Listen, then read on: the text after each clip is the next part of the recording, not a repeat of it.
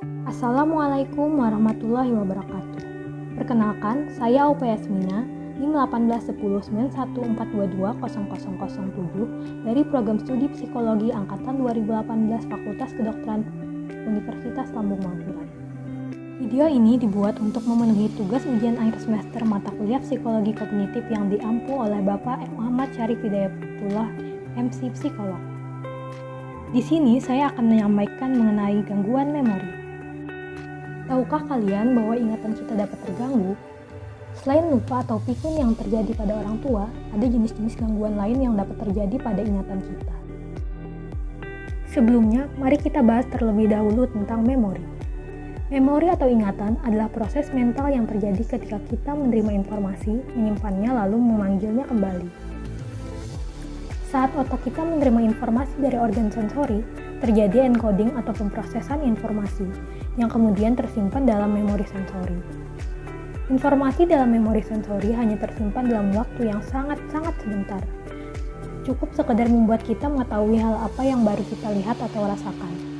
Misalnya ketika mata kita melihat mobil, kita akan mengingat bahwa kita baru saja melihat mobil, tapi kemudian melupakannya begitu saja.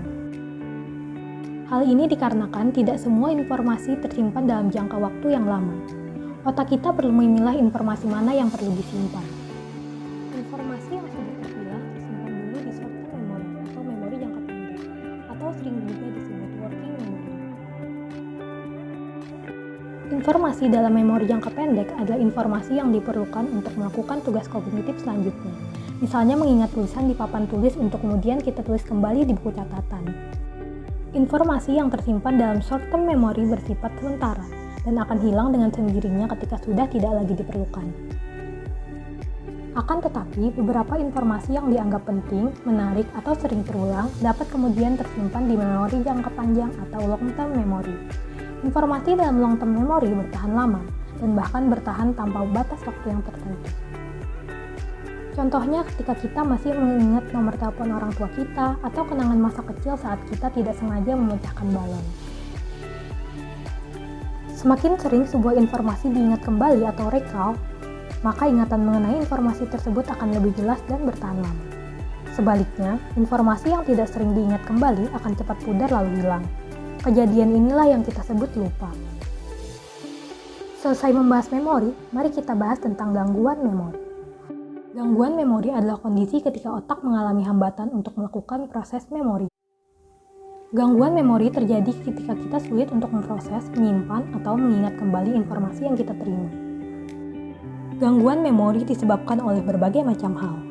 Beberapa penyebab umumnya antara lain cedera otak terutama di bagian yang bertanggung jawab pada ingatan, konsumsi alkohol atau obat-obatan, penyakit yang dapat menyerang otak, gangguan psikologis, atau penurunan fungsi kognitif yang terjadi akibat usia tua.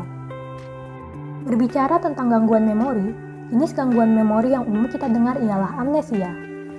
Amnesia adalah ketidakmampuan untuk mengingat kembali informasi yang sebelumnya telah tersimpan dalam memori. Amnesia sebenarnya terbagi dalam beberapa jenis, tapi untuk saat ini kita cukup membahas 3 jenis amnesia, yaitu amnesia anterograde, amnesia retrograde, dan selektif amnesia. Pada amnesia anterograde, gangguan terjadi pada informasi yang diterima. Penderita amnesia anterograde kesulitan untuk menyimpan informasi baru ke dalam memori mereka, sehingga ingatan baru tidak bisa terbentuk. Amnesia retrograde adalah amnesia yang umumnya dibayangkan masyarakat ketika mendengar kata amnesia, yaitu ketidakmampuan untuk mengingat informasi yang sebenarnya sudah tersimpan kuat dalam memori. Dan biasanya informasi ini bersifat signifikan atau penting, seperti kenangan masa kecil bahkan identitas diri. Amnesia selektif adalah ketidakmampuan untuk mengingat suatu informasi tertentu, sedangkan informasi lainnya yang terjadi dekat atau sekitar informasi tersebut tidak bermasalah. Amnesia selektif dapat terjadi sebagai salah satu cara otak untuk melindungi diri dengan menghilangkan informasi tersebut, misal ingatan tentang kejadian yang traumatis. Jenis gangguan memori yang sebenarnya lebih umum ditemui adalah demensia. Demensia adalah penurunan fungsi ingatan dan daya pikir. Demensia sebenarnya bukan suatu gangguan khusus, tapi lebih tepat disebut sebagai suatu gejala atau kondisi yang biasanya muncul bersama penyakit lain.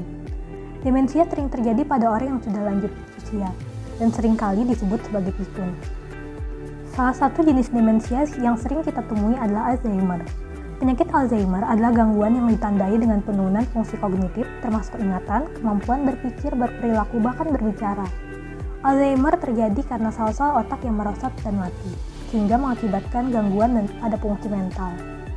Alzheimer sangat mempengaruhi kehidupan sosial penderitanya dan dapat bertahan selama bertahun-tahun.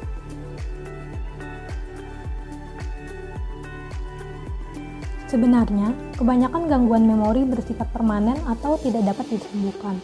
Akan tetapi, bukan berarti tidak ada cara untuk meringankan gejala atau menghambat agar gangguan tersebut tidak cepat terjadi. Treatment untuk gangguan memori biasanya menggunakan obat-obatan untuk mencegah gejala yang terjadi atau mencegah agar tidak menjadi lebih parah. Memberikan stimulasi untuk mengingatkan kembali pada informasi-informasi yang telah hilang juga dapat kita lakukan.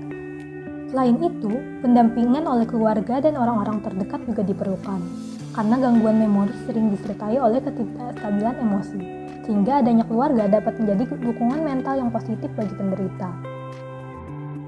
Sekian penyampaian dari saya, semoga informasi yang saya sampaikan dapat bermanfaat bagi kita semua.